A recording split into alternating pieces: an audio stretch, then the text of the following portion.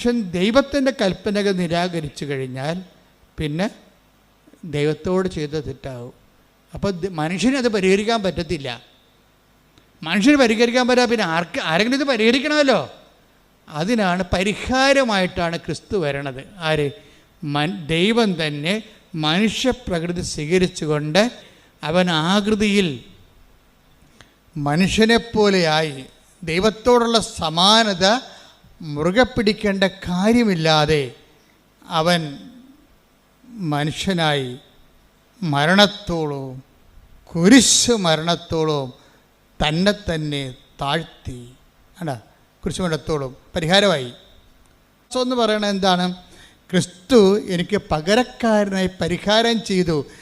അവൻ്റെ പരിഹാരത്തെ ഞാൻ വിശ്വസിക്കുന്നു. അവൻ്റെ ആ പരിഹാരത്തിൽ ഞാൻ വിശ്വസിച്ച് കഴിഞ്ഞാൽ എൻ്റെ പാപങ്ങൾ ആ വിശ്വാസം കൊണ്ട് തന്നെ പരിഹരിക്കപ്പെടുന്നു.